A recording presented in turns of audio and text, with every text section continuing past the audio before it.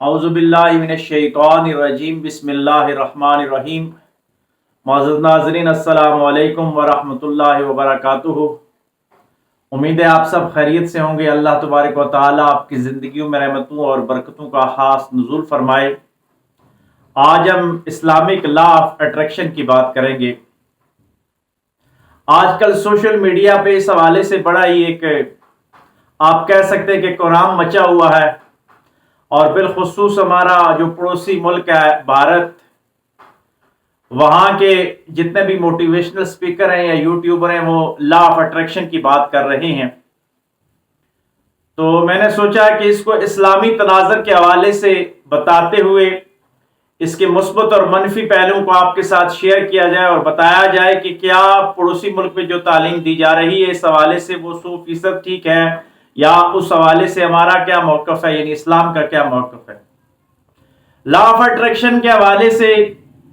مختصر خلاصہ اگر بیان کیا جائے تو وہ یہی کہتے ہیں کہ انسان جو کچھ بھی مینیفیسٹ کرتا ہے، یعنی سوچتا ہے، ویژوائز کرتا ہے، اس کے خاکے دیکھتا ہے، اس کی تصاویر دیکھتا ہے، اور پھر وہ سوچنا شروع کر دیتا ہے کہ یہ چیز میں نے حاصل کرنی ہے۔ اس کو لکھتا ہے، صبح 3 مرتبہ، دوپہر کو 6 دفعہ، شام کو 9 دفعہ لکھے، پھر سوچے، صبح اٹھتے ساتھ سوچنا شروع کرے، شام کو رات کو سونے سے پہلے اس حوالے سے سوچے، تو وہ چیزیں انسان کی زندگی میں آ جاتی۔ وہ اکثر مادی چیزوں کی بات کرتے ہیں کہ آپ کے پاس گاڑی، مکان، روپیہ، پیسہ، یا جو آپ کے افیئرز ہیں، ریلیشن شپ ہیں، ان کو کس انداز کے ساتھ بہتر کیا جا سکتا ہے۔ اور پھر سوشل میڈیا میں اس حوالے سے بتایا بھی جا رہا ہے، مختلف لوگوں کے کمنٹس بھی آتے ہیں، انٹرویوز بھی آ رہے ہیں کہ آپ نے اس حوالے سے بہت کچھ سیکھا ہے۔ اور اس کی ابتدا دی سیکرٹ فلم سے ہوتی ہے، پھر بعد میں دی سیکرٹ بک بھی لکھی جاتی ہے۔ ویسٹ سے یہ فلسفہ آتا ہے، لیکن ہندوازم والے کہتے ہیں کہ ہمارے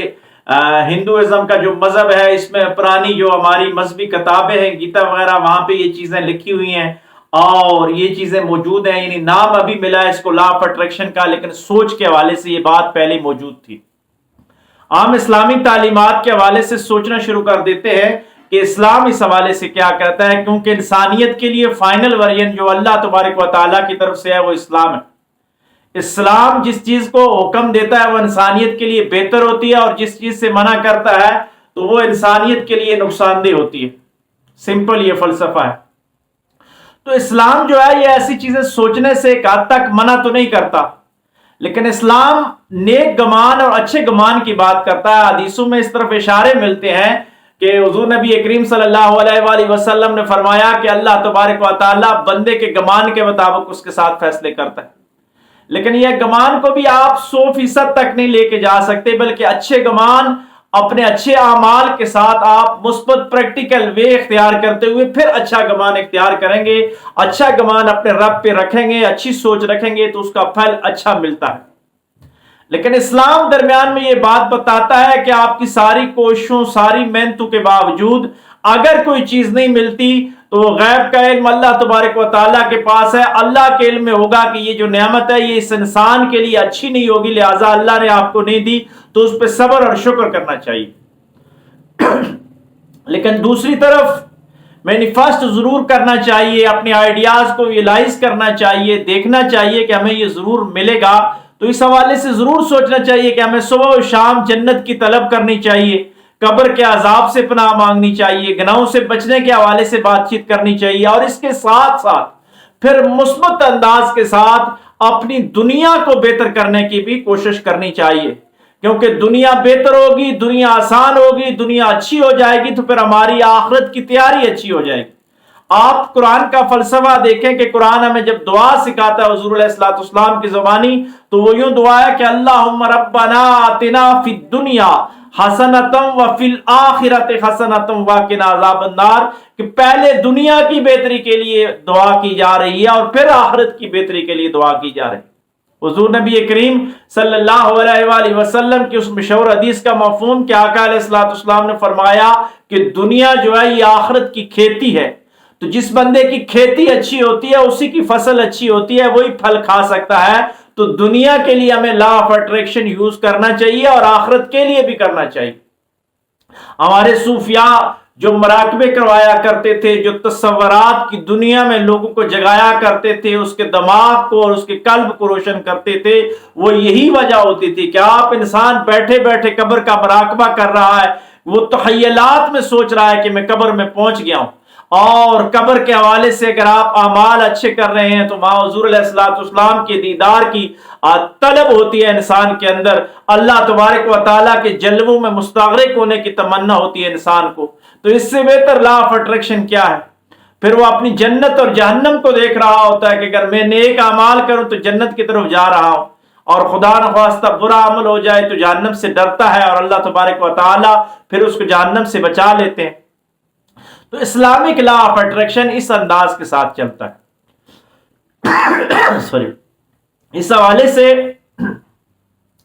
100% इस पे बिलीव करना नहीं, बल्कि 100% बिलीव आप अल्लाह की जात पे करेंगे। आप मुस्बत चीज सोचें दुनिया के हवाले से, आपके ताल्लुकात हो, आपकी जॉब हो, आपके बाकी मामलात हो, तो जरूर सोचें, लेकिन साथ ही रब से ये दुआ भी करें और ये यकीन रखें कि अगर ये मेरे लिए बेहतर हुआ तो मेरा अल्लाह मुझे जरूर अता फरमाएगा, और अगर बिलफर्ज मुझे ये नहीं मिलता तो हो सकता है कि अल्लाह तबारक व तआला के इल्म में हो कि ये बात, ये चीज, ये तमन्ना पूरी हो जाती तो मैं किसी और मसले का शिकार हो जाता, वो मेरे लिए अच्छा ना होता, इसलिए अल्लाह तबारक व तआला ने मुझे ये नहीं दिया।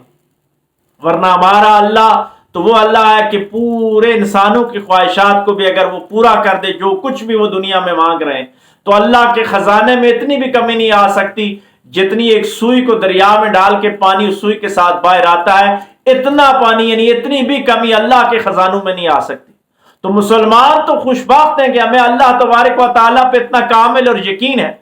और हमारे अल्लाह ने ये सब चीजें बनाई हैं, जो जो बेहतर चाहता है हमारे लिए दे देता है। लेकिन अल्लाह ने बड़ा वाज़ेह फरमाया कुरान में कि लैसल इंसान इल्ला मा सा, कि इंसान जिस चीज की कोशिश करता है वही चीज उसको मिलती है।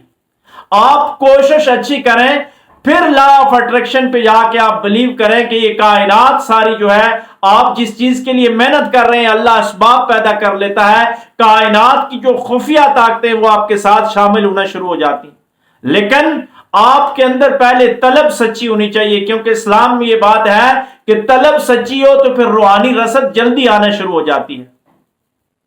इकबाल ने कहा था ना कि तमन्ना दर्द दिल की हो तो कर खिदमत फकीरों की, नहीं मिलता ये गोहर बादशाहों के खजीनों में, कि बादशाहों के खजानों में ये दर्द दिल नहीं है। और फिर लॉ ऑफ अट्रैक्शन के हवाले से क्या बात नहीं की कि जो हो ज़ोके यकीन पैदा तो कट जाती हैं जंजीरें, कि ज़ौक और यकीन पैदा करना चाहिए, फिर जाके ये जंजीरें कटती हैं, कि निगाहे मर्दे मोमन से बदल जाती हैं तकदीरें, जो हो ज़ोके यकीन पैदा तो कट जाती हैं जंजीरें। कि जो भी आपकी मादी और रूहानी जिंदगी में रुकावटें आ रही हैं, इनको ज़ौक और यकीन की ताकत से आप काट सकते हैं। आपके अंदर ज़ौक आए, आपके अंदर यकीन कामिल आ जाए, और आप उस तरफ मेहनत करना शुरू कर दें, तो आप समझें कि आपने लॉ ऑफ अट्रैक्शन के समरात हासिल कर लिए हैं और आप अपनी मंजिल तक पहुंच गए। क्या मेरे आका सल्लल्लाहु अलैहि वसल्लम की जिंदगी से ये मिसालें नहीं मिलती? क्या आका अलैहिस्सलाम ने जब मक्की जिंदगी में तबलीग कर रहे थे तो लोगों को बता नहीं रहे थे कि एक वक्त आएगा जब इस्लामी ताकत आएगी, इस्लामी सल्तनत आएगी, मक्का फतह हो जाएगा। मेरे आका अलैहिस्सलाम एक एक चीज देख के लोगों को बता रहे थे। इससे बेहतर खाके किसने बनाए, इससे बेहतर लॉ ऑफ अट्रैक्शन का इस्तेमाल किसने किया? लेकिन इस्लाम की जो ताकत है वो मुस्बत ताकत है, उसमें आखिरत की तरफ ज्यादा इशारे हैं। जन्नत के हवाले से ज्यादा आप लॉ ऑफ अट्रैक्शन को यूज करें, अपनी आखिरत को बेहतर बनाएं, इसके साथ दुनिया को भी बेहतर बनाएं। ये सोशल मीडिया पे जो ज्यादातर आ रहा है कि जी मैंने मकान को मैनिफेस्ट किया तो वो मिल गया, गाड़ी मिल गई, ये चीजें तो कुरान कहता है कुल्लु दुनिया मताउन कलील की, ये तो मिल जाएगी, ये मिलनी अच्छी बात है, लेकिन ये जब मिल जाए तो फिर इंसान को आखिरत की तैयारी की तरफ भी जाना चाहिए। वो इंसान ये भी सोचे कि मैंने मरना है और मरने के बाद मेरे साथ क्या होगा, उस हवाले से भी अगर हम साथ तैयारी करें तो फिर ये law of attraction Islamic law of attraction बन जाता है, जो हमें दोनों जहानों में कामयाब कर देगा। मैं अपने मुसलमान नौजवानों से गुजारिश करूंगा कि जरूर लॉ ऑफ अट्रैक्शन पे चलें, आप चीजों को लिखें, मैनिफेस्ट करें, विजुअलाइज करें, اور ان کو حاصل کرنے کے لیے مثبت کوشش کریں، لیکن 100% تک جائیں، لیکن اگر بالفرض وہ چیز آپ کو نہیں ملتی تو آپ کے اپنے رب پہ اس حد تک یقین ہونا چاہیے اور اپنے نبی رحمت للعالمین صلی اللہ علیہ وآلہ وسلم کی رحمت پہ اس حد تک یقین ہونا چاہیے کہ یہ چیز ہمارے لیے بہتر نہیں تھی، اس وجہ سے نہیں ملی، ہمیں مایوس نہیں ہونا چاہیے، بلکہ اس سے بہتر کوئی اور چیز ہمارے رب نے رکھی ہوگی جو ہمیں عطا کرے گا۔ کیوں کہ مادی طور پہ جو لوگ لا آف اٹریکشن پڑھاتے ہیں وہ لوگوں کے ذہنوں کو اس حد تک لے جاتے ہیں کہ یہ چیز آپ کو ملے گی ہی ملے گی، لیکن پھر اگر وہ چیز نہیں ملتی تو لوگ مایوس ہو جاتے ہیں، پھر لوگ خودکشیوں کی طرف جاتے ہیں، ڈپریشن کا شکار ہو جاتے ہیں، اور معاشرہ جو ان بیلنس ہو جاتا ہے، معاشرے میں ایک افسردگی چھا جاتی ہے۔ ہم معاشرے میں امن کی طرف آنا چاہتے ہیں، امیدوں کا چراغ روشن کرنا چاہتے ہیں، تو ہمیں اسلامی تعلیمات کو مد نظر رکھنا ہوگا، کیونکہ یہ آخری وہ الہامی ورژن ہے جو انسانیت کے لیے آیا ہے، اور اسلامک لا آف اٹریکشن یہی ہے کہ لیس الانسان الا ما سعی، انسان جس چیز کی کوشش کرتا ہے اس کو ضرور ملتا ہے، جس چیز پہ بھی وہ جاتا ہے مثبت انداز کے ساتھ جاتا ہے، اگر وہ اس کے لیے بہتر ہے تو اللہ ضرور عطا فرماتا ہے۔ میں آخری بات ایک صوفی بزرگ کی یاد آ گئی کہ قرآن مجید کی یہ تفسیر ہو رہی تھی شاید کی کہ وَتُعِزُّ مَن تَشَاءُ وَتُذِلُّ مَن تَشَاءُ، کہ اللہ جسے چاہتا ہے عزت دیتا ہے، اللہ جسے چاہتا ہے ذلت دیتا ہے۔ تو ایک صوفی بزرگ نے یہ بات فرمائی کہ جو عزت کی راہوں پہ چلتا ہے اللہ اس کو عزت سے نواز دیتا ہے، جو ذلت کی راہوں پہ چلتا ہے اللہ اس کو ذلت کی